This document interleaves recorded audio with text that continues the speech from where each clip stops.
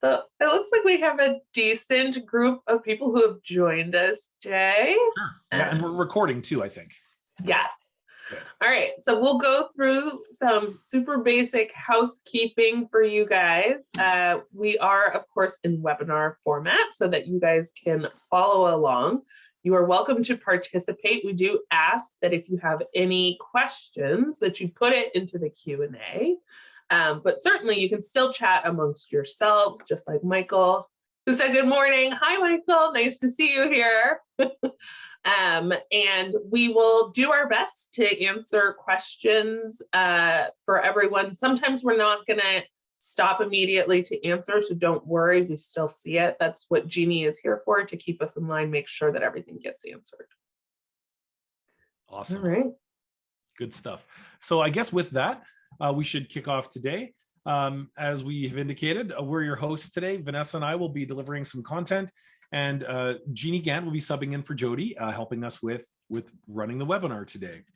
And I always like to start off these webinars with a quick recap of, how did we get where we are and what's going on. So the thing people sometimes say is this an entirely new system? And the answer is no, but kinda, or maybe.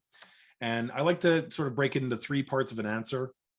The legacy system had limited operability. This is the one you had before, the one that occasionally I will hear people say they wish they could go back to.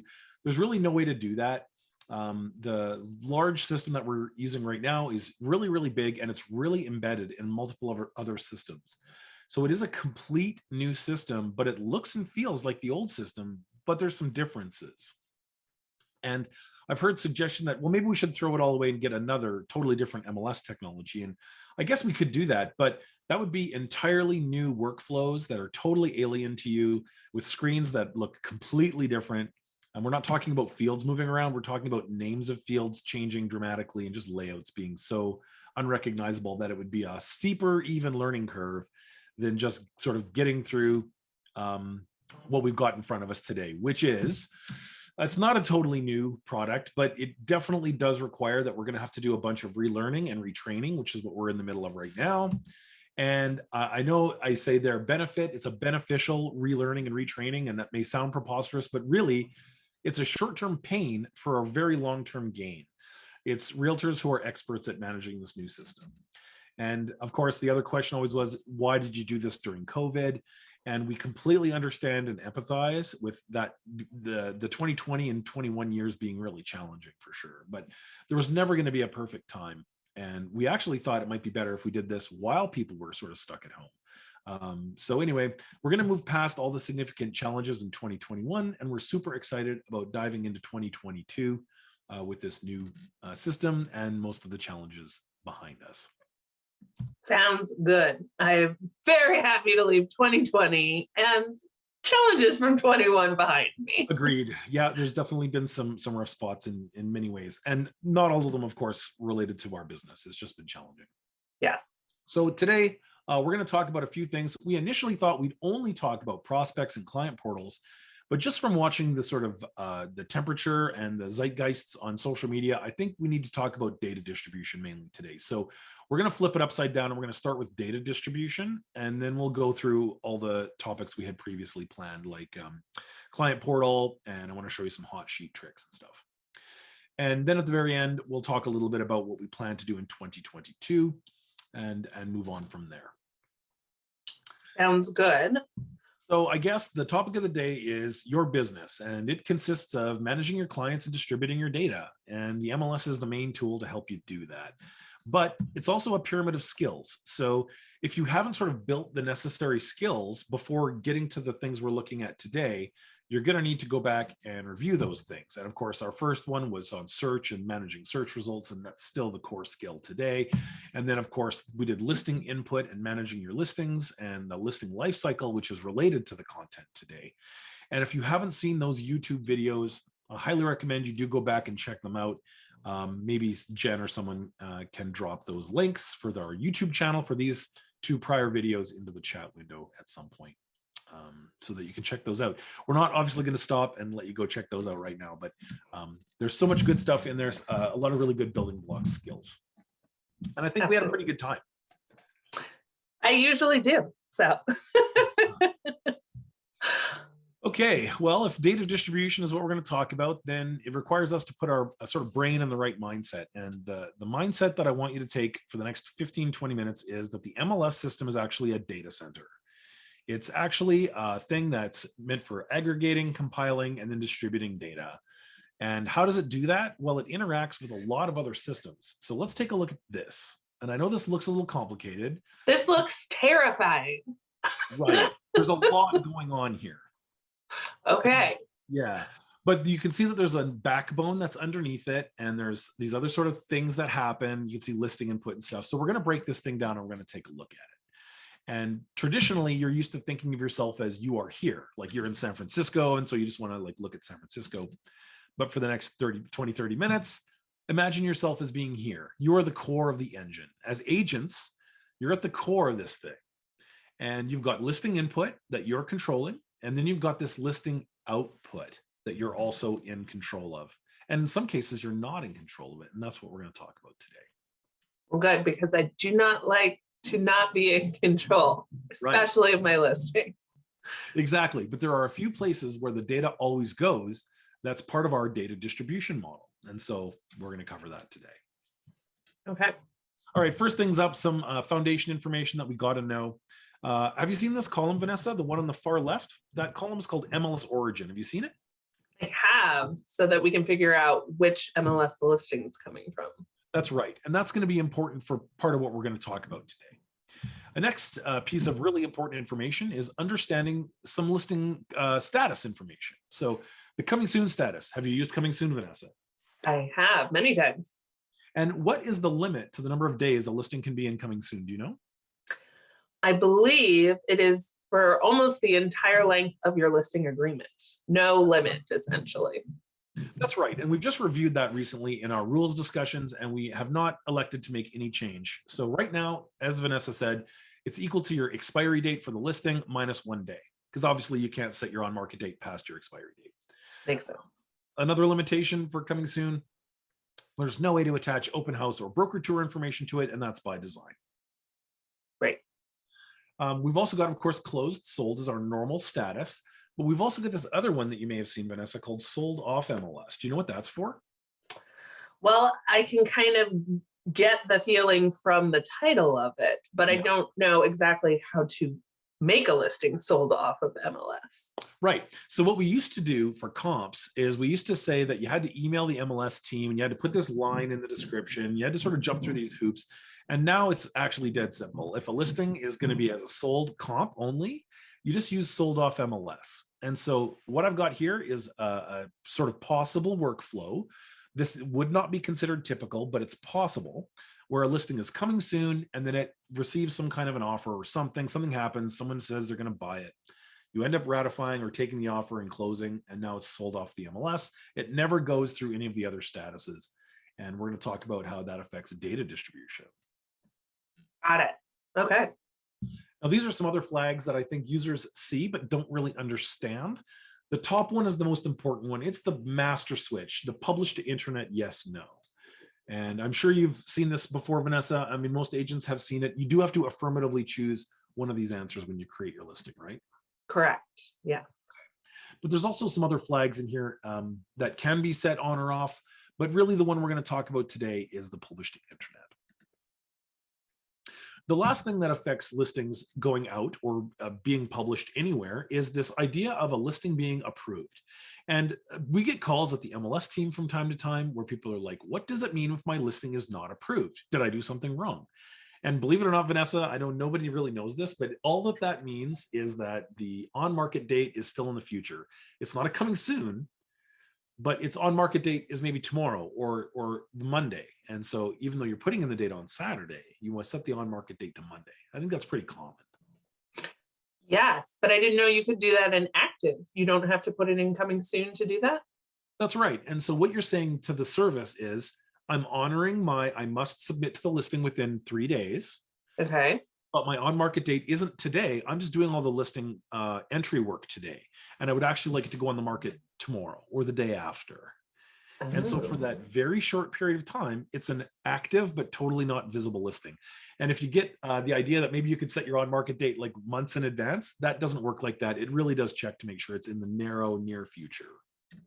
Oh, okay. So if I was going to do this trick, let's say I put in a listing today, but I don't want it to show up until Sunday morning. Will an agent be able to see it, or no one but me can see it, even though it's active and approved?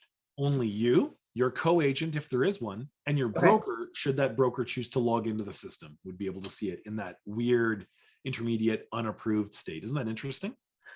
Very. We haven't even made it 15 minutes in, and I just learned something new I didn't know existed. So bravo. Well, I really hope that this approved, unapproved thing helps agents understand why they will sometimes see that, that message. You don't have to call us. It just means, yes, you've set your on-market date slightly in the future. And so on that day at midnight, or just shortly after midnight, bada bing, your listing will appear in all the right searches and grids. Cool. All right. Thanks for that. Cool. So I said before that we had this huge diagram with all these data outputs, and we're going to talk about it. We're going to break it down, and I did mean it. So the first thing we're going to talk about is things that are built into the MLS. These are the inside the MLS tools. You can see I've got some examples there. Those look familiar to you, Vanessa? Yep. Right.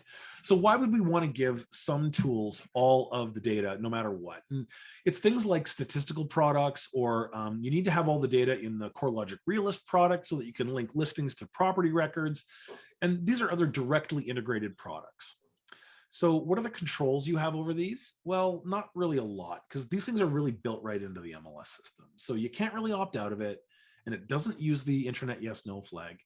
And in some cases, like in the ZipLogix case or some of the other document cases, it actually doesn't get a whole data feed anyway. What it does is it looks up one listing at a time if it needs it to, say, fill in a form or something like that. And the rules that govern these built-in tools or apps are basically the same general rules from the MLS system. So they have to follow all of the MLS rules because they're treated like part of the MLS system. Now, what statuses would be included with these inside the MLS? It's everything. You really can't opt out of it. Everything goes there. We're doing stats on them. Some dialogues inside the MLS system itself need that data, and so there's no way to really separate it out. But there are a couple of special use cases. So sometimes we give all that data to a product because it's a member benefit of some kind. And one of the special use cases is the data backbone, the NORCAL MLS Alliance, which we give all the data to, and I'll talk about that at greater length. So that's the built-in tools, Vanessa. Any thoughts about that before we go into broker data feeds? I think the lucky thing is that most agents are totally fine with that, and they want all the data to go for their super lockbox or for general, not property specific data stat. So I think everyone's okay with that grouping. That's awesome. The next set of data distribution is the broker data feed set and a thing called virtual office websites, which we're going to talk about in the next two categories. So obviously you recognize those names. Those are the big brokers who have technical teams that are consuming the data on the back end. Normally we have a counterpart at the MLS at one of your companies that we talk to regularly about how to get the data into your systems if you work at the large brokerages that have technical teams.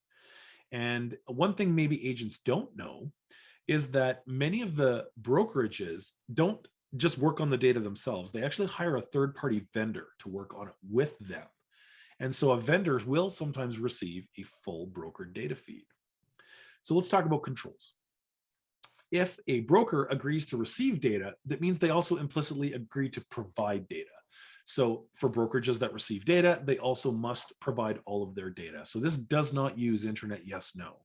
If a Keller Williams listing goes in and it's internet no, it still goes to Redfin or Vanguard or Corcoran, because the brokerages still need to see all of the data that's in the back end of the system, just like they do in the MLS.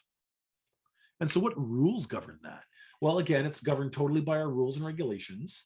And the people who acquire the data, the brokerages and their third-party vendors, know that to surface data publicly, it does have to follow the IDX internet yes-no setting. So even though, say, Corcoran, Vanessa, would receive all the data, the website won't display data that's set to internet no on a public-facing page.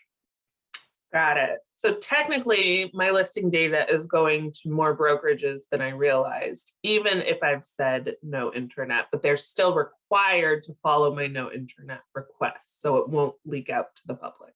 Absolutely required.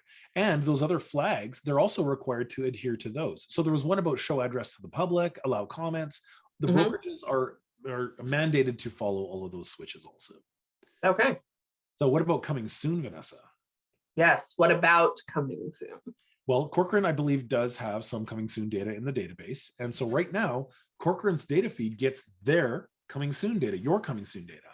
Vanguard's gets theirs, Compass gets theirs, Coldwell Banker, NRT systems get theirs, but you don't get each other's. And so the way it works right now, each brokerage only gets their own coming soon data, and they can do with it as they wish. Okay, that makes sense. Now, that's still going to be true if you said intranet no. So if I work at Compass and I said intranet no, Compass's data feed still has the Compass coming soons in it, even though I said intranet no. And that's because the brokerage wants to see its own data. But they're not going to show it if you've requested that they don't. That they shouldn't. Right. What's interesting about coming soon data is the broker really does have sort of absolute control over it. So, if Vanguard receives all their coming soons, they might choose to have one of the ones that's intranet no for some reason still displayed on their website. They might choose to do that. That's a weird case, but that would not be impossible. Okay. But here's the cool part is if you find that one of if I'm a Vanguard agent and I find my listing that I said intranet no on Vanguard's website, I work at Vanguard, so I can go talk to someone internally there and get it sorted out. So you're not going to have to worry about finding your listing on another broker's website.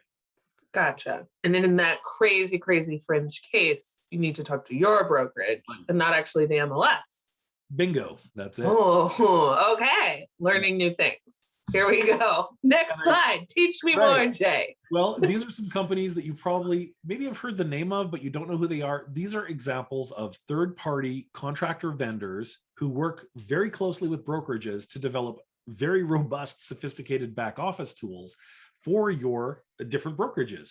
So, IDC might work with one, and Realogy does all the stuff for NRT and the Coldwell Banker stuff and Tribus. And so all these companies are working with data in the background, but these are very trustable, very high integrity, high skill companies. And so we feel very comfortable letting them have the data because they know how to govern the use of the data following the internet yes, no for display to the public, which is the important part. Right. So the brokerages, these vendors who are embedded in the brokerages, they get all the statuses except for the special cases we talked about with coming soon, where they only get their own. And brokerage feeds also often have access to things like broker tour data, which not all data feeds do, like the IDX generic does not. So that's one way that the broker tour data does leave our system is in the broker feeds.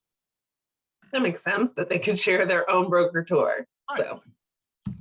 Okay, let's talk about the next category, vendor full. So these are vendors who deploy products in our market that are very, very fully featured. Some of these products have, CRMs built right into them. They have pipeline sales funnels built right into them. I'm thinking like Boomtown, for example, has that kind of functionality. Real Scout's become a pretty fully featured application. Obviously, you still use Cloud CMA for a bunch of stuff that needs all the data. Theo, and there's a couple of companies up here you might not recognize that we're going to talk about, Real Estate Webmasters and Constellation Web Solutions. So what's the control for vendor feeds? Sort of similar to brokers. So the internet yes, no does not control whether the data goes to one of these full vendors. These vendors pay us a licensing fee to access the data, and then they vend products and services to you. And you want to have access to all of the data in the back office part of their tools, whatever they're giving you for managing CRM or pipeline. But you also want to make sure these products don't surface any of the internet no data. And we do check with these vendors to make sure they're following the rules, which, just like it was for brokers, if a listing is internet no, you can't show it to the public on a public facing web page without the agent working with a client. So the client agency relationship that has to be established. So what rules govern what they can do? Well, IDX rules govern what they can do with public display. And then as for what they can do internally, it's like the MLS rules all over again. So just like brokers, they have to be adhering to the MLS rules for the data they get internally, And then they have to follow IDX display guidelines for anything they show publicly. Okay, so using your examples, say we have an agent using Real Scout and they're showing properties to a single registered client on that. If there's a listing that is internet no, will it show up on the Real Scout app? Yes, potentially it will, because if they've already established the client agency relationship, if Real Scout has coded their system to then permit that internet no data to be visible to that agent may share it with that client in a one-to-one kind of situation.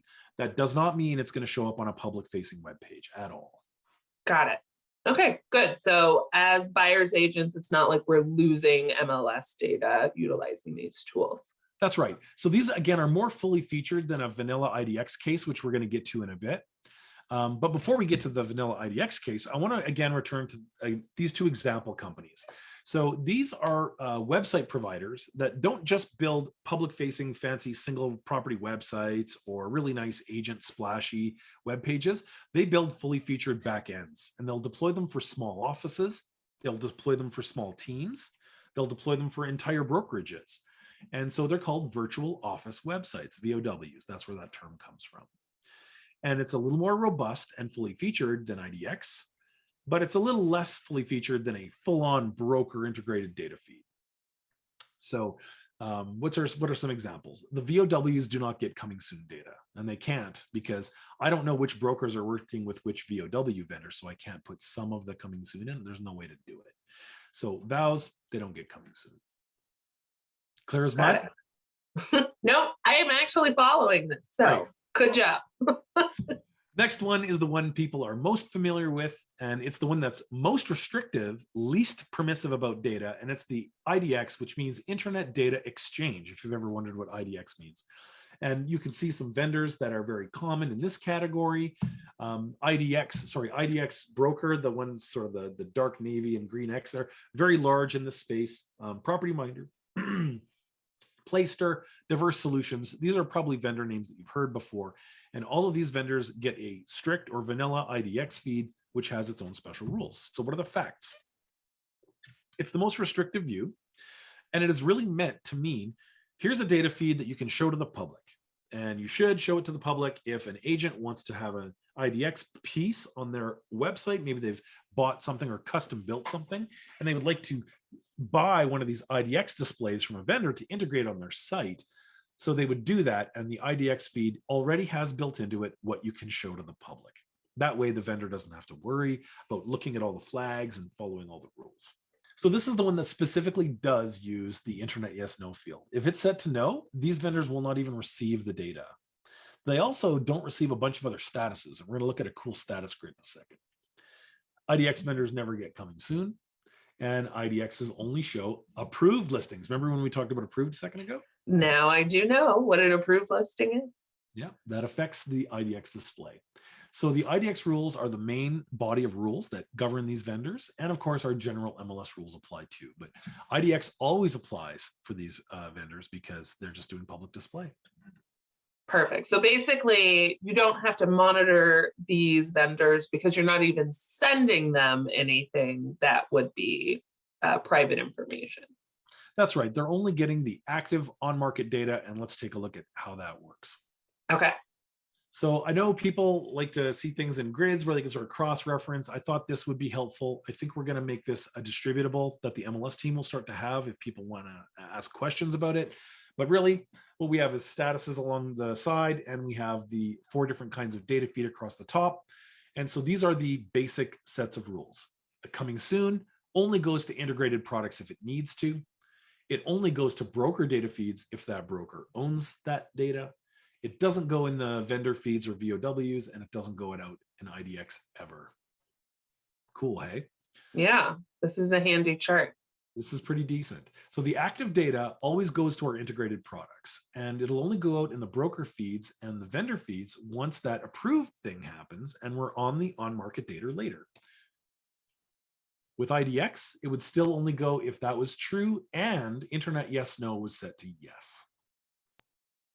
Got it. So reading down, you can see the next sets of rows are pretty common. I'll only show you the differences, the really weird nuances. So let's take a look at the hold row for a second. And you can see that held listings go to the integrated products. That makes sense. They go in the broker data feeds. Obviously, each brokerage needs to know that a listing's been held. And they do go out into the vendor feeds, who build pretty robust backend solutions. And we do include held listings if the internet yes, no flag is yes. So if you want to pull it from everywhere out on the public facing side of the internet, you would go and set internet yes, no to no, then switch it to hold and click save. And then now that listing will be pulled. Okay, so that's a very important tip. So if we're going to put a listing on hold, and therefore we don't want the general public to see it on another website, we have to switch it to no before the hold status, or it doesn't just magically disappear like we had intended. That's exactly right. And the reason for there is a use case where I hold the listing for 2 days, but I don't want to pull it all the way down. I'm just going to bring it back in a couple of days. And so there's no point in also pulling it out of all the data feeds. It just creates a lot of churning all over the internet. And so you would only do this if you really were planning to take your listing down and hold it down for, I would say, a longer period of time. Now, the brokerage websites and the built-in tools and the vendor feeds are still going to see it. And the reason that's important is if Vanessa is working on her back office tools, you've got some third-party thing that you've purchased, you do want to see all the listings with all the correct statuses as they are reflected in the MLS. But you just don't want to see those listings surfacing on public sites. Now, IDX display rules also say you shouldn't show held listings, but if you want to ensure that it doesn't even go out to those vendors, you can also set internet no when you do your hold. Got it. Important tip. Yeah, cool. I think the closed makes sense. Obviously, if you set it to internet no at closing, it will be respected on IDX display. And did you know that IDX displays actually only get 6 months of sold data anyway? So, I mean, they sometimes retain it if they've had a feed that's been going on for years, but generally speaking, they only have about 6 months of sold data anyway on public IDX. And public records are available. So, I mean, the idea of hiding sold listings is kind of weird to me because the data exists and it can be discovered. Totally. Now, the next one down is sold off MLS. So integrated products do get this data, but no other data feeds do. So when you indicate that it was coming soon, and then it goes straight to sold off MLS, if that's really what happened, and you have documentation to assert that that's true, it actually won't go out anywhere ever if it doesn't go through one of the other statuses. Okay, so that's the only really hidden category there that only the agent population can see. That's right. You'd have to go right into the MLS itself to see this. Of course, expired and canceled. I know there's some sense that maybe people are third-party vendors are harvesting canceled or expired listings. And I can tell you that maybe, but why would someone buy that from a third party when they could just literally go into the MLS and see all this data themselves? It's strange to me that that there's a claim that, oh, people are buying lists. I mean, and maybe they are, but there's really no reason to. If you really wanted that information, you actually have it all in the MLS already. So I would just log into the MLS and run it. Right. So I also mentioned the NORCAL MLS Alliance. I think we're getting pretty familiar with what that is. It's this group of all those MLSs, right? Mm-hmm. And there's 2 pieces that synchronize. One is the Rapatoni sync. That's for us, Barry's and Metrolist. Then there's the external MLS sync. That's for the MLS listings technology south of us, made by CoreLogic, called Matrix, and for our East Bay friends, and they use a technology called Paragon. All the data synchronizes automagically on really nice half an hour to an hour periods. In many cases, much, much faster. Sometimes it's minutes, but within an hour or so, all the data does synchronize. And so we share all the data with those partners. We don't hide anything. We also do share all of the coming soon data. And the deal is, if we give a little, we can get a little. So I think we all see the benefit in getting the coming soon data from our partners. Would you agree? Absolutely. Yeah. And if the exchanges that we have to give that data out, it's a little painful in some cases, but I think it's a sort of a fair trade. What happens when we share our coming soon data to another MLS area that has different coming soon rules, however? What's really awesome is that we have worked very hard to respect what individual MLSs want. So when our coming soon data goes to any of our partners, our length of time in coming soon, they end up allowing it because we keep sending them the data as coming soon for the entire sometimes period of the listing's life. And so they'll just continue to show it as coming soon, even if internally their own system has limits. Ours don't. And conversely, if a listing drops out of, say, Barry's because it's reached the end of their limited time, it just doesn't come to us as coming soon anymore. So it drops out of our system, respecting their rule. Got it. Does that Okay. help? Yep. Cool. Another thing that people don't quite know about control with coming soon and the NORCAL Alliance is we do have a feature where we can turn off an individual listing using a special date field if you contact us and give us very clear idea and an impression why this needs to be done. And I mean, there better be some pretty bulletproof logic. It can't just be because my seller's private or they're very private people. That doesn't work like that. But if there's a really unique case, law enforcement officers, that kind of thing, there is a way that we can control an individual listing on a case by case. Good to know. And another thing about rules with the NORCAL Alliance, if you join 2 MLSs, so you can maybe access the system in 2 different ways. I've heard that this is not common, but it's occasional. When you do that, you're actually bound by all of the rules you join, not which rules you choose. Or on Tuesday, I log into SFAR, so I'll follow SFAR's rules. But on Thursday, I'm going to log into MLS listings and follow theirs. That's not how that works. When you join both MLSs, you're now bound by all of the rules combined. And the most restrictive rule wins. So if you join us and Barry's, now you have to submit your listings because clear cooperation is part of the SFAR rules, even if it's not a part of Barry's. Gotcha. So this is probably more left over from either agents before we had the reciprocal MLS or during the time that we weren't sharing our coming soon. And so some agents had to join multiples. That's right. That's right. And so if you know that you are or someone in your office is maintaining 2 memberships, it really is a waste of your money and probably some of your time and agony, because you can't enter a listing in 2 places, because if you enter it here and enter it here, they both copy to the other system. And so now one listing has become 4. So please don't do that. There's a lot of other pitfalls about trying to log into 2 different sides of the system. So we strongly encourage you to figure out which MLS is your home one and stick with it. Right. And then the only reason to join another MLS for which you wouldn't need full membership anymore is for key access. So for example, that's right. And they'll have special key agreements that don't require you to fully join. There's actually a way for you to just join the key and not join the MLS or association over there. And it's much cheaper for us too. So yeah, I think it's like a little less than half price or something like that. All right, well, that was my spiel on data distribution. Next, we're going to talk about some prospect management stuff. And for that, I'm going to lean on Vanessa a whole bunch. I've got some questions. I don't work directly with clients a lot, so actually, I'd like to see some tips and tricks. And I do know that the client portals and the emails are a really significant part of your business, but I'm going to turn it over to Vanessa, and she's going to teach me some stuff today. You know, Jay, just before we slip in, do we want to double check and see if there's any questions about data management? Of course we do. Yes. Let's go back to the grid. See if there's any questions. Jeannie, did we have anything that we needed to cover? Yes. So this was a quick question that I know Jay can answer. This regional MLS only covers Northern California. Are there plans to cover the Central Valley, Stockton, Fresno, Modesto?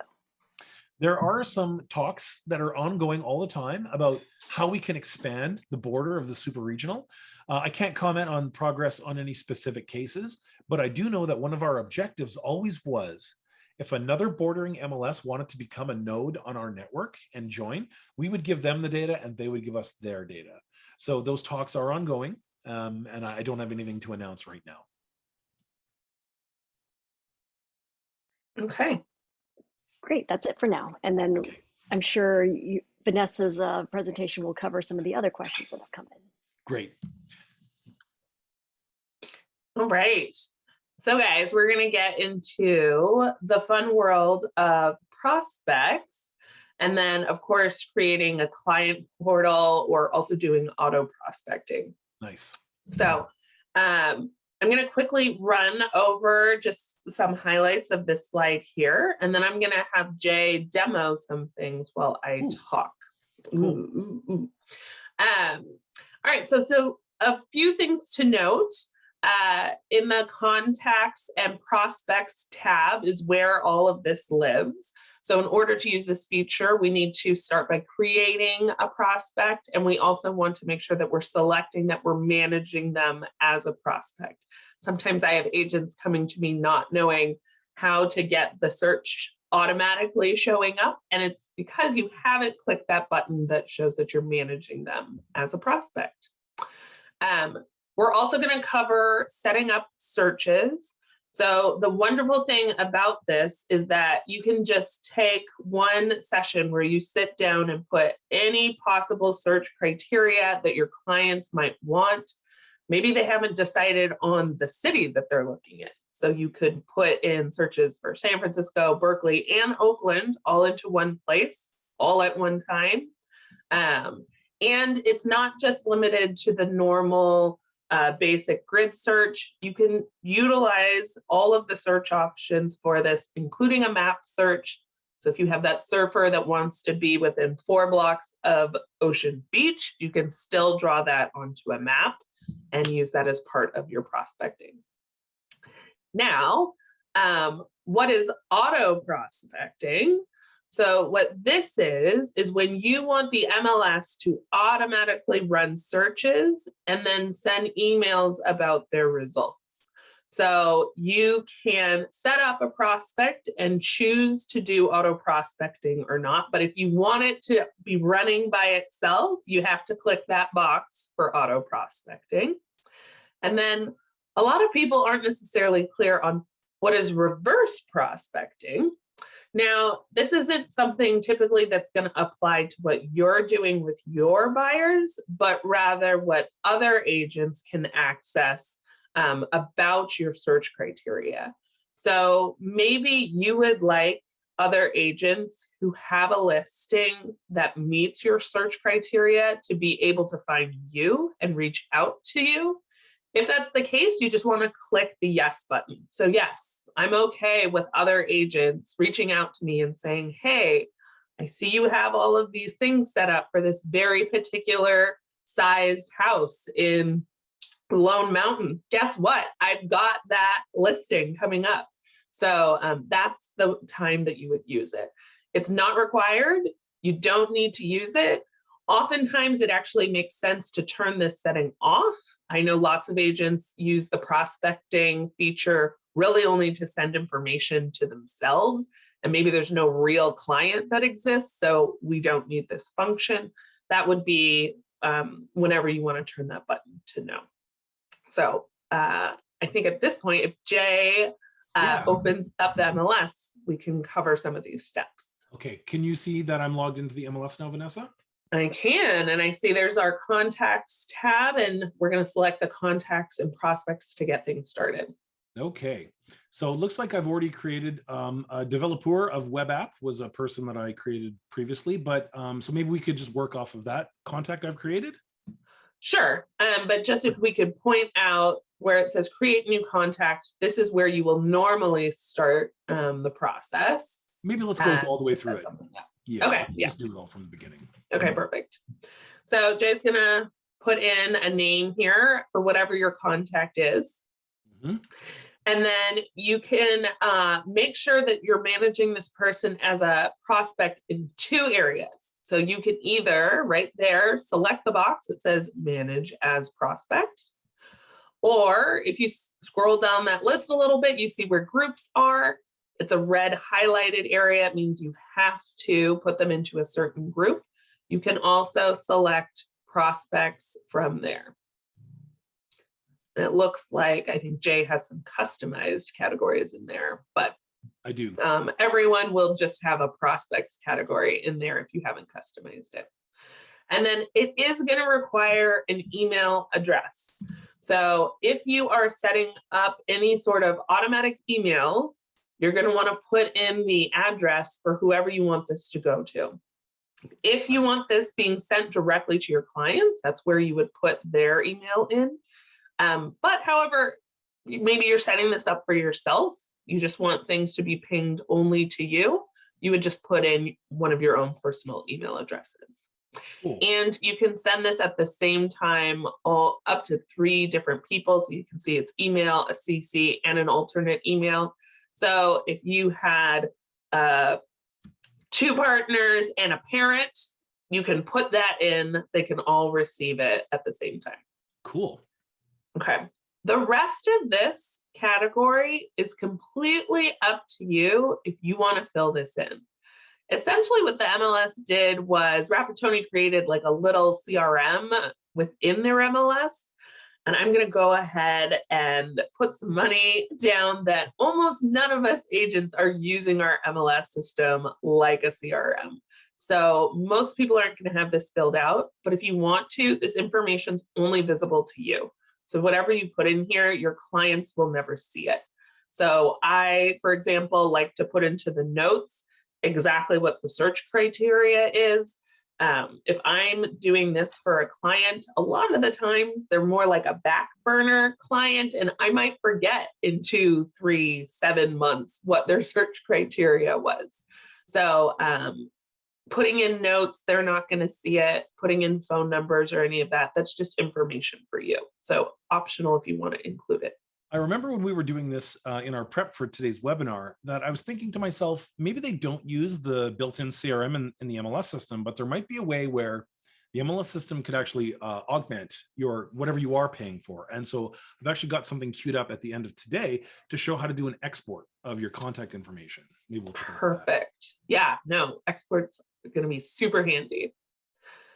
Okay, so once you filled out the most main basics at the top, you will see the next section popping up for auto prospecting. So if you want emails to automatically happen, so if you want the MLS to do these searches and automatically send information out, you're going to check the yes auto prospecting box. And then you get to decide who receives the emails. Maybe you don't want to see them yourself, because you go into the MLS at least 17 times a day. You don't need an email about it. So you can set that to no. And you can set it to yes. There's lots of categories here. If you want to receive emails at the exact same time that your client is, you can set that up too using the prospect schedule. You can pick what type of emails, lots of flexibility on your options here. And I think most of that's pretty self-explanatory. Do remember, if you want multiple people, if you want both partners receiving this email at the same time, you want to check that box. Otherwise, it'll only go to the main prospect. Right. Good tip. So even if I filled out those values, they're not going to be used unless I really turn it on. Correct. Gotcha. Exactly. And then the other thing, I don't necessarily know if people realize, thanks for that pull down menu there, you can select what type of report they're going to receive. Yep. We've been getting some calls about this. So yes. It's important. So it's up to you how you're utilizing this system, what type of report you're going to be using. I know that some agents don't really care what's going out in the email because they're heavily relying on the client portal, which we're about to get to. Some agents don't want to send a client portal. They only want to send this like bare bones report type of email. So you can decide whatever's right for you and your clients, but you do have the ability to switch. So a client detail email is literally that report. So they're only getting that one little picture in the corner and that one pager of details. So if you need something more robust, this is where you're going to switch and pick a different one, perhaps client brief with photos, so that they're getting a lot more pictures, depending on what you need. Cool.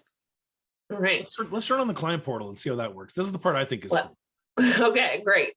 So client portal is in fact different from auto prospecting. You don't have to do both. You can do both. So you can decide what this is. So essentially, if you would like a space, basically a website looking space that your client can visit at any point, and they can see the details about the listing, they can click through pictures. It looks just like an interactive property website where they can rank things. They can even write you messages in there. And what you also want to set up is the client portal. And so when you go to set that up, as Jay is clicking around there, the very first thing it's going to ask you is what you would like to do a search on.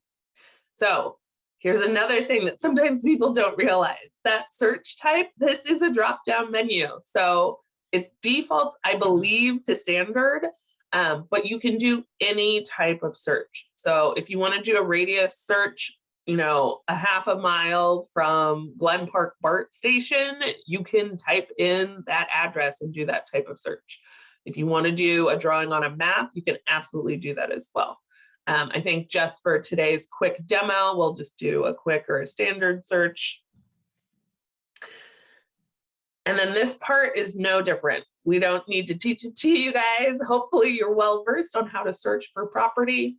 You'll put in whatever the amount of listing criteria that you want.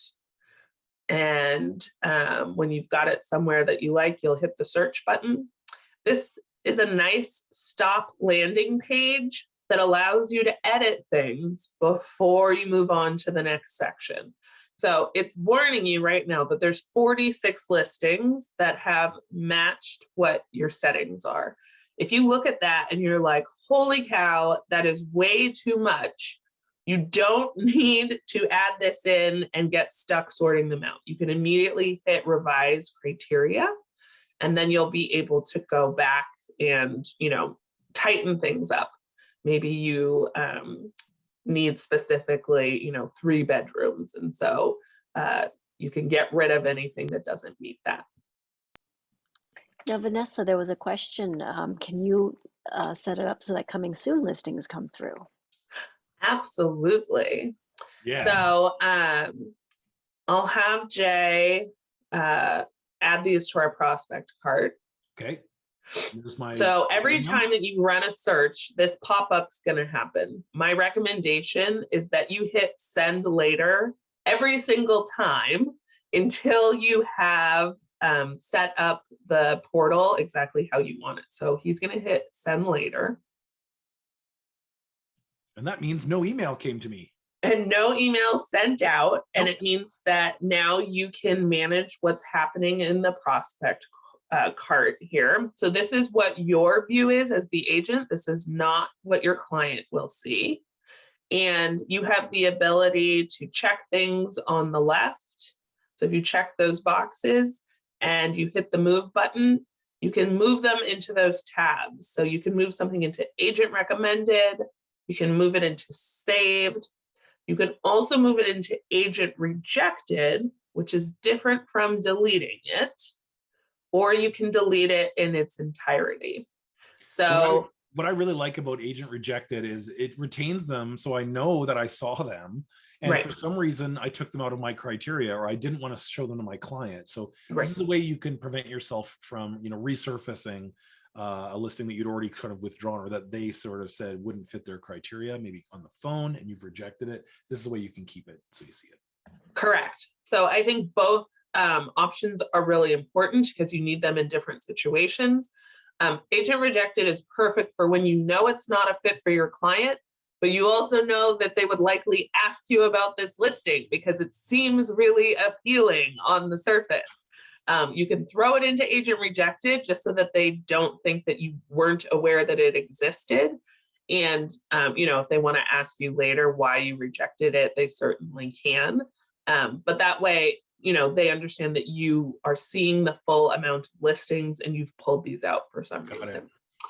Sometimes there is a listing that you just do not want them to see. Maybe it was improperly categorized.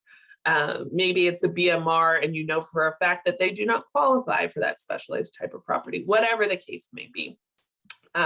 You can check the box, and then where it says remove, this will delete it completely. So you will not see it in the prospect cart, nor will your clients ever see it in their portal.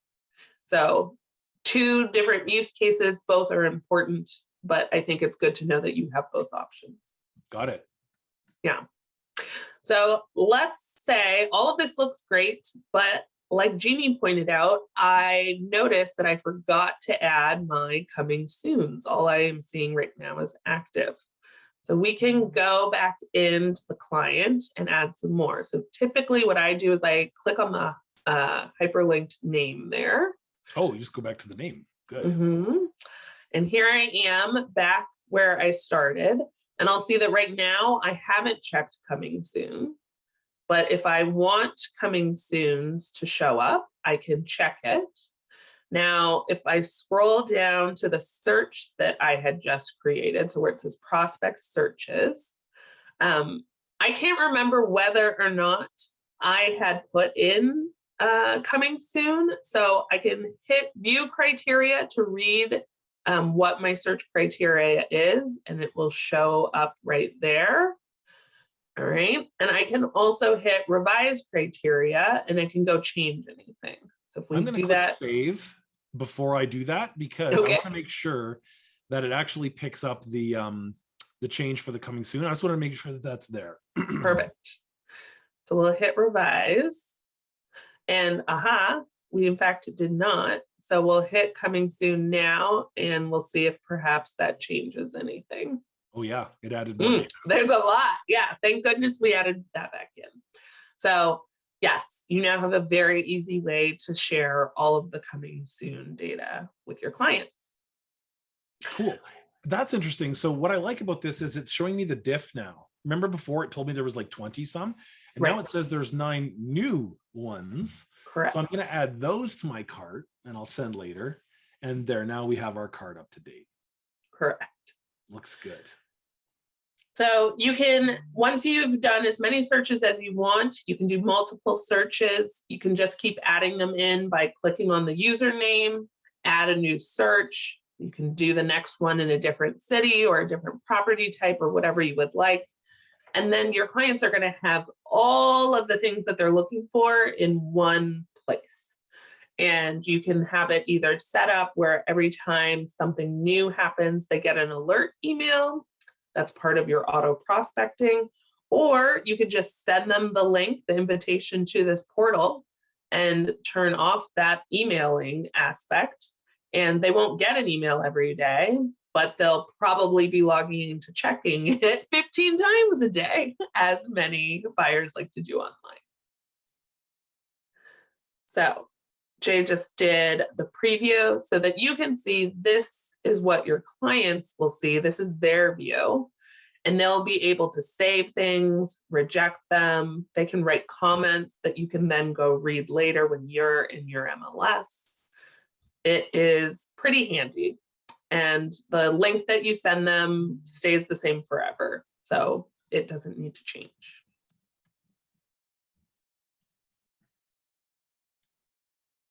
All right. So if you also would like some Big Brother access, if you want to know what your client is or isn't doing in their portal, the last setting on this page here is activity reports. So if you would like to receive them, hopefully none of us are selecting hourly. That's a bit much to be monitoring our clients, but if you want to receive reports on what they're doing, you can also select that button as well. So while we're in here, or actually I'll have you flip back to the slides, and then I'm going to teach you guys a couple of tricks that I think are handy. So we just talked here about the client portal. A lot of people are like, oh, I never send my clients things from the MLS because it's so ugly. Yes, our reports are not very pretty. They're really made for us as agents. And so that's the client portal itself is what you are going to want to share with your clients. It's much more user-friendly, much prettier. And I think it's even getting a facelift in the future. There's two really cool features coming. One is the visual update, which is going to give it a refresh. And that whole workaround you just described about sending it to yourself first, there's actually a thing going to be built into it where it does that automatically without you needing to do a workaround. But that doesn't get released to us till next year, but early, like I'm talking January, February, that's coming. Well, I'm super excited about that after over a decade of doing that myself. Right. Okay, so I'm going to very quickly cover some tips and tricks for you guys. Just when you maybe this is your first time using auto prospecting or the client portal.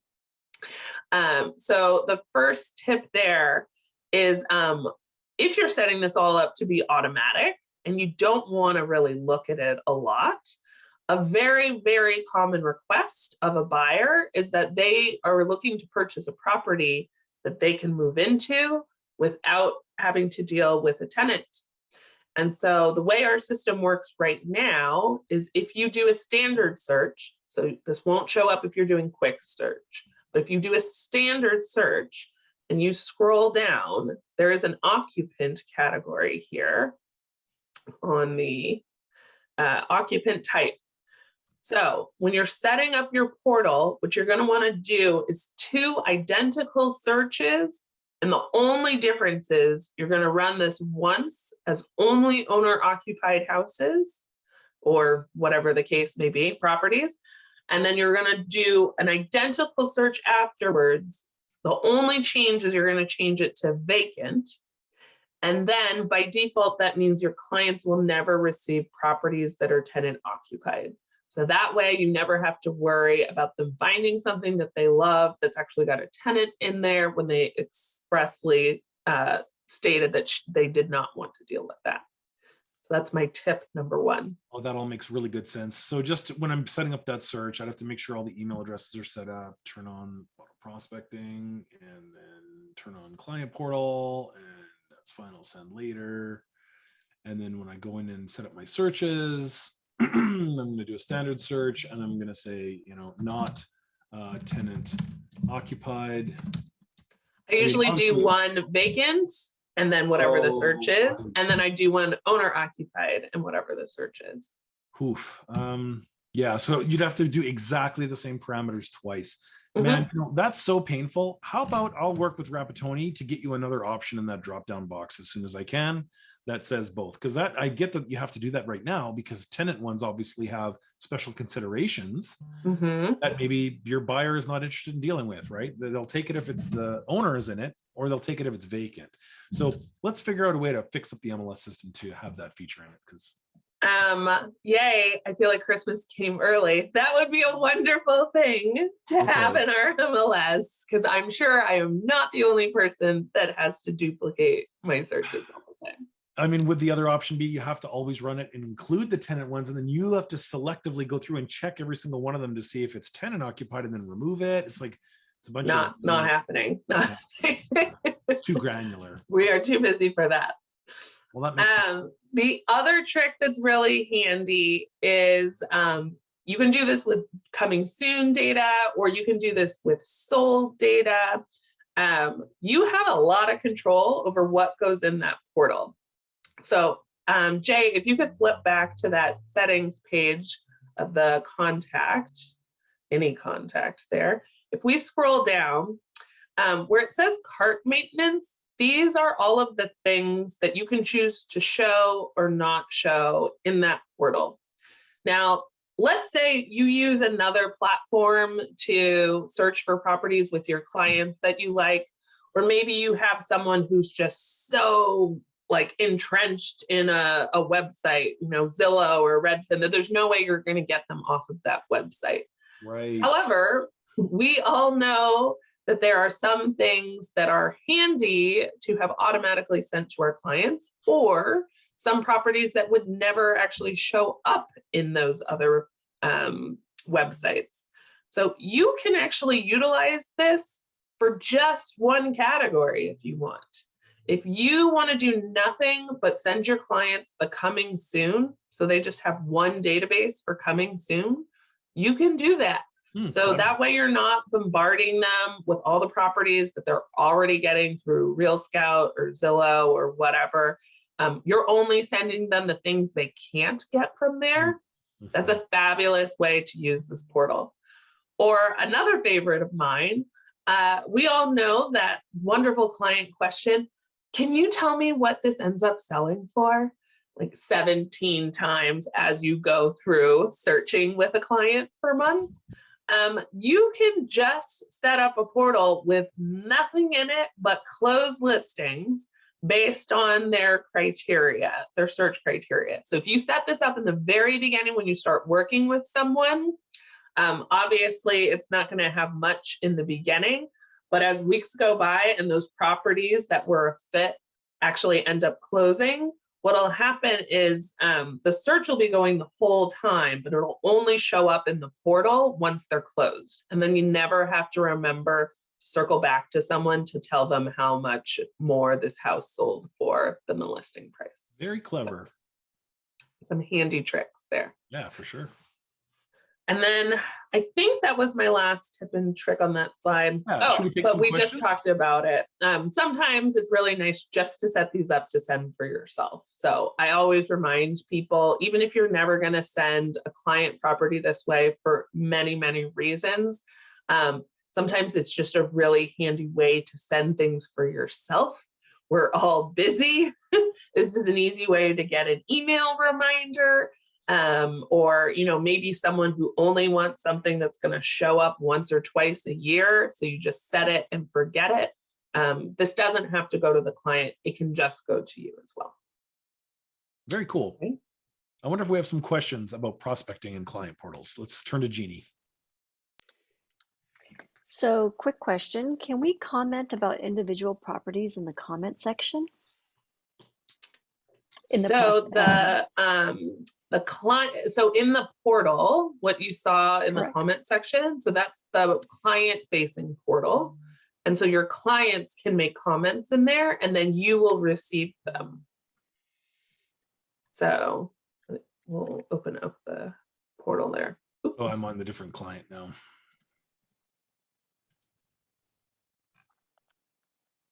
And I'm opening this link in a new incognito window to show you that it's not authenticated. It just opens up for that user so they can view it.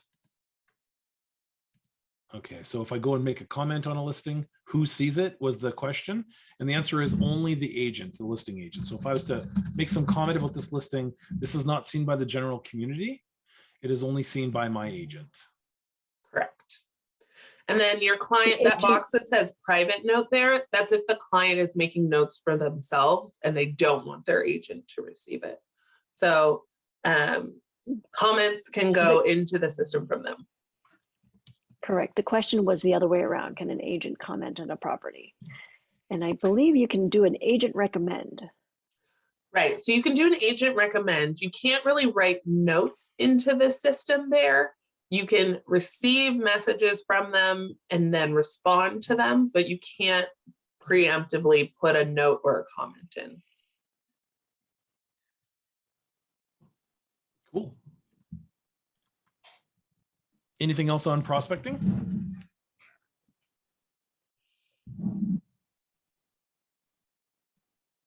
We can come back. So if follow we... up of that. Oh, A follow-up with that question is, and I believe you've answered it, can we then respond to their comment? Will we see it? And it doesn't work that way. Right. So you'd have to respond to them separately. So you'll receive it, it'll come into you through the MLS, and then you can reach out to your client to have a conversation. But there's no like chat feature built in to the portal. Yeah, it's not a threaded conversation. And again, to Vanessa's point earlier about does anyone use it as a full-featured CRM? Those are features we would probably want to see developed if we felt like the MLS was going to become the core or the hub of a CRM. But right now, it's really not meant to be used like a threaded conversation system. Another question, and you've answered this, is the client's portal functionality working with email notifications to both parties, example, buyer and agent? If not, does it require the agent to monitor and manually send the email? And so you've answered it, it automatically sends it out. Mm-hmm. Yep, and if you can put in your email. Yep, and you can do whatever settings you want. So certain people can receive it, you just check them and uncheck them. You don't need to monitor anything. This is a set it and forget it type of system. So what I've done in the example is I've turned it on for all contact recipients, me, the agent, and my prospect, and any of the CCs that I put in there, because Vanessa showed me I could have up to 3. So I've set them all to yes and turned them all on, and I've indicated that I want to send price changes and status changes to all of those recipients. And right now it looks like it's going to do daily summary for everybody on auto prospecting. And that's all the questions for the portal. Great. Okay. That was awesome, Vanessa. Thank you. No problem. So in addition to having the data in the MLS, you're going to want to get the data out. So we've already talked about all those data feeds that send the data without you having to intervene. But what if you really want to choose some data to take out yourself? Well, we have some ways to do that using what's called exports. And there's a few different mechanisms for this. I'll fly through them. One of them is using the built-in export functions. To use any of these built-in export functions, you're going to need some skills on how to unzip or decompress something. Now, most modern operating systems, Mac OS, I think Windows even, if you double click a zip file, it just decompresses it right where you are in your Finder or in your File Explorer. But then you'll have this text file called a CSV file you have to load, and I'll give you a quick example of that. So when you've got your data selected in a grid, you're going to choose a listing export option. Then that's going to give you a zip file. So you'll download the zip file, you'll decompress it, extract it, unzip it, and then you'll load the data. And so I'm going to do a quick example. Do you do this ever, Vanessa? Did you ever use the built-in exports? I do not, just because I'm not a big Excel person. Oh yeah. But on occasion, when I have to send something maybe to another agent, I do, but not this way. The second way you're going to teach, I won't. Right. Surprise. Okay, so obviously I've got a bunch of results that came back. This is my loft search, and if you're wondering how I did that, I actually do that using the additional subtype description information. You can see here that I've chosen flat, loft, or live work under residential. So anything that's a residential where those flags are true gets returned in this. I see people ask about lofts all the time, so I just wanted to show you that. Now that I've got this data selected, there's a button up here called export. If I press it, I get a dialog with a bunch of options in it. And the one that I want you to use is Realty Tools without photos. Realty Tools is a very robust, all the columns, no photo data export option. And when you run that using submit, you have to wait a second. And then the system comes back with a zip file. So I'm going to click on my little zip file and I'm going to get that downloaded. And when I go look at where that is, I can unpack it. I mentioned before that under most operating systems, you can just double click it and it opens. I have a tool called 7-Zip installed. So anyway, it shows me the listing text file. And when I take a look inside it, there's all of the data from the grid. Wow, that's really gross. That's like totally unusable. Terrifying. Yeah, what am I supposed to do with this? Well, here's the long and the short of it. Is let's just take that file and put it into my downloads folder. Okay, great. So now it's in my downloads. I'm going to switch to a program called Microsoft Excel that some of you may have heard of. And it's pretty simple. You just go to the data. I want to load data from a text file. I just click that button. Then I just go to my downloads folder and look for my listings.txt file. And I click import and connecting. It does a bunch of wizardry on its own in the back end of it. It figured out where all the columns were. I love that. I'm going to load all that data. And bang. Now I've got it all, right? It did some good stuff for me. It tried to format the dates however my system likes dates. It tried to figure out which ones were numbers and which ones were characters. So now that I've got it like this, it also turned on all these auto filtering tools across the top in Excel. And Excel will always do this for you if you say load data from text file using the export from MLS. So using this, I could, let me say lot size only greater than. So I want to say ones where the lot size is really big. I only want to see where the lot size is greater than 5,000 square feet. Boom. So that's one way you can work with data outside the MLS.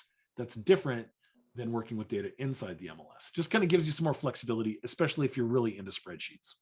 Okay, so I'm not into spreadsheets. So but I want to learn this.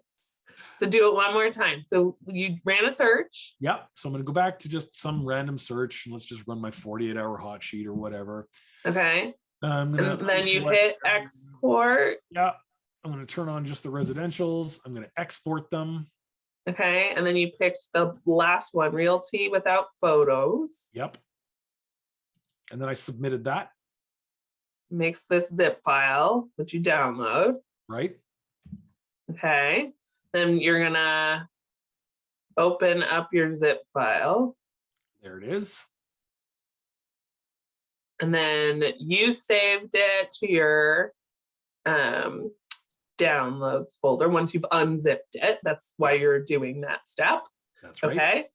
And then you open up Excel. And in Excel, you hit data, okay. And then the text file, and then you'll select it. From my downloads folder where I extracted it. Okay. And you And import magic it. happens. And then you click load. Okay, that's very cool. And what's cool about doing it this way is it clears out any invalid formatting. It gets rid of any of the HTML. It sort of just makes everything awesome. And it tries to determine which ones are dates, which ones are integers, which ones are floats, strings, all that sort of stuff. Excel does a lot of that for you very, very efficiently. And you can see here that my data results are very usable and very extensive. Yeah. I can get pretty much everything out, more than I can get out of a grid. I can get out of an Excel. Wow. Yeah. Okay. But that is not how most people do it. Nope. So let's talk about the other cool way to do it. Jay, do you know if you can do that into Google Sheets and not use Excel? Yes, you definitely can. And you know what? That's worth doing a quick test. I'm going to go to my drive for work here, and I'm going to make a new Sheets. Okay, so I am freelancing here a little bit, but this should all work. So I'm going to go data, and I want to load data, insert. I might even just be able to drag and drop. Okay, let's try that. So I'm going to go back to that downloads directory. Okay. Downloads. Okay, so I'm going to try and grab this listings file. I'm going to drag it in here. No, that's going to load it as a new page. There's definitely a way to do this. I'm sure it's load data. Insert. There it is, import. So under the file menu in Google, you'll choose import, and then you'll have to browse for where you want to get it from. And one of the things Google wants is don't load data from outside the Google ecosystem. So right now, because I haven't saved that file into a Google Drive directory, I can't see it. You can do upload though. Oh, hold on. Whoa, watch this, guys. I'm helping Jay. You're going to hit upload, and then you're going to drag your file in. I didn't notice that the upload tab was even there. Let's see if it's as smart. So we're going to replace this sheet. Yeah, detect, convert, yes. So again, we're hoping that Google's as smart as Excel, and it looks pretty good so far. Yeah. Ooh, nice. Cool, awesome. So I guess the only difference is it didn't put in those like sorting tabs at the top. Right. It did not do any of your fancy filters. You could build those yourself using this filtering tool, but we maybe won't do that as part of today's example. Yeah, no. But now we know both ways to do it. Thanks, Jay. Yeah, no problem. So what would you do if you didn't want to go through all of that, machination? Well, you could easily pull all of this data. You could look at it in a one-line grid, whatever your search results are, however you got them. And I'm going to zoom my browser out a bit here. You can see that I got a lot of columns. So I've got a lot of columns that I've pre-selected because this is my default grid view. I like lots of columns. And I'm going to just put my little mouse cursor here, and I'm going to drag all the way across. And this looks very familiar to how I do the occasional export as a non-Excel person. I'm going to do a copy. And then I'm going to go find that Excel blank again. Let's make a new tab. Okay, so now I'm going to paste it. And here's the trick. So if I just paste it just using Control V, it's probably going to just go everything into the sheet. Yeah, that's not terrible, but it's formatting it funny. And boy, that's like HTML. Is this what you do, Vanessa? Do you get to this point? Yes. Okay, let me show you some way to make that better. When you want to paste it, there's actually paste options, and you're going to use match destination format, which will convert all back to text. Now it's text, and you don't have to worry about cleaning it up at all. If I expand these columns, okay, so it's going to have to, this is the disadvantage of using copy paste versus using the export, is some of the date formats aren't lining up. So I'm going to have to fix a lot of the date formatting now, but I can come through and set them all to be the same dates, and you can do a bunch of data corrections to get it all to look uniform. But that's a way that I will see people normally do it, is they'll do a copy and paste. But if you use match destination formatting, using the option in the menu, there's two options there. So you just choose the second one. That'll get you the data nice and clean. Very cool. Yeah. So that was all doing copy and paste. And the skills you need for that are, you have to do some data editing in Excel. You have to sort of know how to manipulate the raw data because there's some formatting cleanup to do. And as we demonstrated, you're going to use the match destination feature if you're using Microsoft Excel. I think Google will do something smart too. If you were to paste all of that into a text file and save it as, copy and pasted .text and then import it into Google, it would do its best effort to try and figure that out too. So the same principles exactly apply to your prospects. And I'm glad we were in there a whole bunch because we're going to go back to it. And so if I'm in my prospects and I'm seeing all of them, I can select them all. And of course, I'd get an export menu and it looks exactly the same as the listing one. I'm going to use the Microsoft Outlook contact export, which isn't anything fancy. It's just all of the columns. I get a zip file again, download the zip file, show that in Finder. Yep, it's got a thing in it, which is now a contact file. Okay, it's not called listings anymore. So what can I do with this? Same thing. I can open it in Excel, which is what I will choose to do. And you'll see that it'll load all the columns and all the different things. So this is now a file you could import into a CRM that you like. Do you have one that you use at Corcoran, Vanessa, or what do you use? Yeah, we use Moxie. Cool. So in Moxie, if you go to their contact section, there will be a way to load merge, where you can load all your stuff from an external source, and it'll ask you for some column names, like which column's the first name and which column's the last name. You'll be able to merge your MLS data and your stuff in MoxieWorks into one contact set. And what you might want to do is over time, you'll create them in the MLS, attach some searches, and then export them and load them so that you can have them in two places. But they won't update in two places. Very cool. Yeah, so that's how that works. Again, it's the same kind of workflow. You're going to select your contacts you want to export. You're going to choose one of the options. I recommend the Outlook one, zip file, extract, and then load it in your app of choice, whether it's a spreadsheet or another app. Great. Cool. And of course, daisy chained onto the end of that is listing alerts. Vanessa already shared with you some ways of creating yourself as a prospect, but you also have two other options. One is to create hot sheet searches and to schedule those to send to yourself. And we'll cover that elsewise. I'm not going to go long here today. We're already a few minutes past 12, but go set up some hot sheet searches and then you can schedule those to send to yourself. Things like, I want to see everything that had a price change in the last 36 hours or 48 hours or something. You do that. So that's one other way to get all the changes sent to you. And then if you haven't already gone in and reconfigured your Market Watch, you've got a thing here where you can add a saved search. So if you want your Market Watch just to go back to the way it was, go and create a search for the entire city of San Francisco. Just use city equals San Francisco. And then you can get a saved search back with all the right stuff in it you want.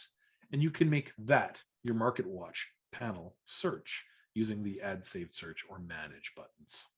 Smart. I like that workaround. Yeah, I love that there's lots of ways to do it. I like your technique a lot because that's going to give you some really fine tuningness about it. These are sort of more of the system-wide settings that I'm showing here. Right. Cool. Well, that's all we had for scheduled content today, but we definitely want to take any questions about today's content. So please fire away if you have anything we didn't cover that you'd like us to talk about. How much time do we have? Well, We are over by 20 minutes, but we can squeeze a few questions in. Here's a fun one. Please Sure. explain hold status. Oh, sure. I like this one. Let me see if I can find something for you really quick. So yeah, the hold status is your off-market status that you should be using if you want to have the listing still be in the system, but you don't want days on market to continue and you don't want it to be visible in the active property searches. So IDX shouldn't see it, and you don't want anyone calling your client about it because you still have it under a listing agreement. You're just holding it. So DOM will not continue to accrue. I'm going to see if I can find my... This is a perfect example. If you're pulling a property for the holiday season off the market, you don't want to cancel your listing agreement and write a new one. You can use hold for this feature. Right. So let's see if I can quickly find where we talked about this in our previous one. There we go. Okay. So hold stops DOM, does not stop CDOM. So that's the big difference, is the cumulative days on market, which agents all know anyway. We just included it as a number now in some reports. But all that CDOM is it meant that it wasn't on the market for the entire time. It's a cumulative number of days on market over a period, which will include the off-market statuses. So that's where, yeah, I don't think I have anything else in here about hold. Yeah, that's right. But remember that hold is very different than cancel. Canceled really means that it's out of the MLS system and you don't intend to have it shown. You don't intend to do anything with it. It's just literally been canceled. You maybe don't even have a listing agreement anymore for it. So that's canceled. Held means you still have a listing agreement, but of course it's not going to say it's a new listing. If you wait in hold for 28 days or whatever and bring it back from hold, it's not new. It's the same listing ID. The only time it gets a new marker is if he's actually canceled, actually out of the MLS for a month, and then brought back as new. Now it'll get the new indicator, and only then. And I always like to point out, because agents will often ask, well, what happens on Zillow or Redfin? So they are not using the MLS counter. You know, the MLS counter is only for those of us in the MLS. They have their own system, their own way of counting days on market or showing a property's history. So we don't have control over that. You cannot change what appears. If a property comes on and off the market, the public is going to be able to see it on those systems because Redfin and Zillow will show it on their website. So the public has grown wise to some of our previous realtor tricks. So just keep that in mind. So there were a few questions that we can't get to. Is there a place for them to send them in? Yes, I'll submit them all as tickets to the MLS and we'll get back to those agents as long as those agent names are also in the chat thread or in the Q&A. If they also include their email address, that would be great because then we can respond to them. Perfect. All right, nothing like perfect customer service, one-on-one responses for those of you who have questions that we couldn't cover today. But awesome. Thanks so much for sticking in there, especially those of you that hung around past our 12 o'clock cutoff. Hopefully this was informative to you. It was definitely informative to me. I learned multiple things live while you watched me learn them.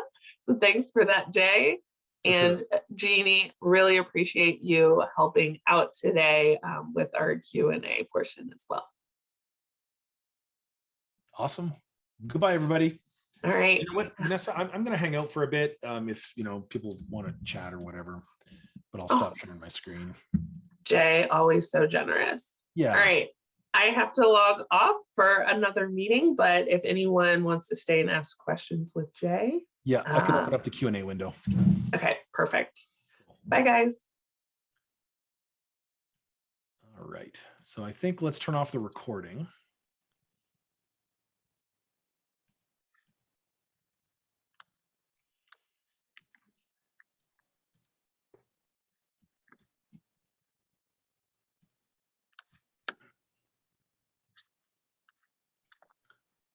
And I think I see everyone's names. Yeah, I do. Yeah, it looks like. So there was a question that we couldn't quite get to.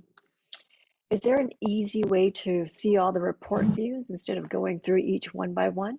No, that's the best way to do it is run each one of them one time and create a library for yourself and just like save it with the name of the report with a few listings in it. That's what I would recommend doing.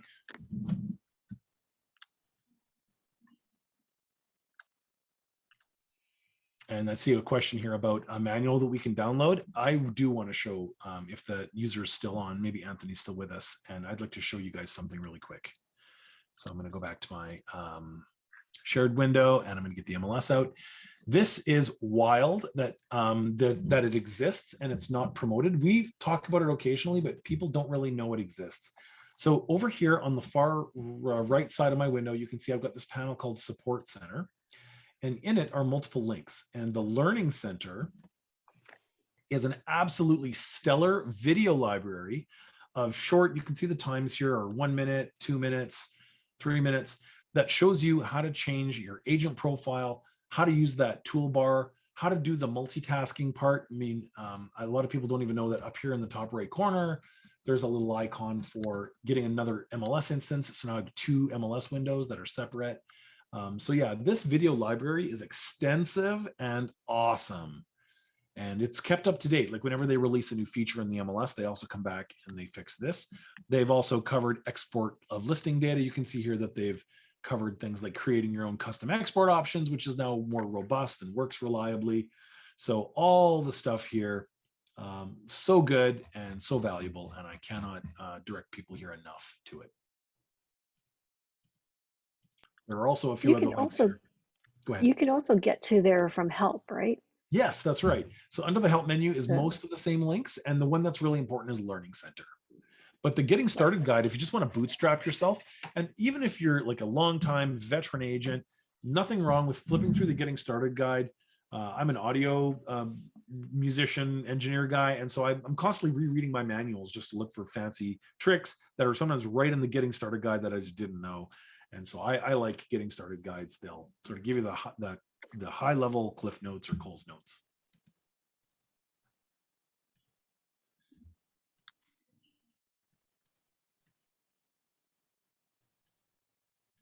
Cool.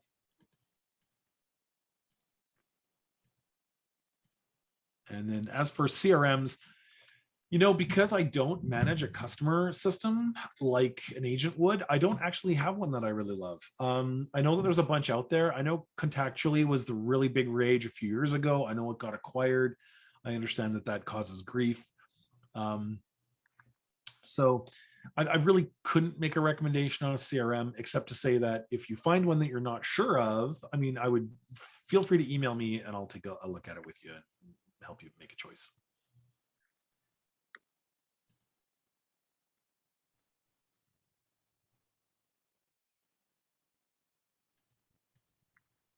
So if you work mainly in Marin, how can you make the experience be basically a Marin experience? Well, to do that, I would modify my Market Watch. And how I would do that is I would come into my Market Watch panel and I would go Manage. And I would say, do I have a good Marin search in here? No, I don't appear to. So I'm going to need a new one. So let's go make a new search. And we're going to say, give me all the residential, and maybe the person's willing to build. So I'll get land as long as it's land intended for residential lot. And I want to see County Marin. So all I'm going to say is give me everything in Marin, and I want every single status. Obviously that doesn't work for sold. I'll show you what to do there. So for any of these ones with dates, you might, well, maybe just don't include them. So let's just not include those for now. So with this, I'm going to have my Marin search. I'm going to save this. This is my Marin Market Watch switch, which will then now save it into the Market Watch panel. Okay, it has been saved. I go home, and my Market Watch panel is Marin Market Watch. Do you see there where I can set? So MLS wide is the default, but I could also say make the Marin Market Watch the one that I want. And I put a star on it, and now my Marin Market Watch shows me only those. That's how I would do it.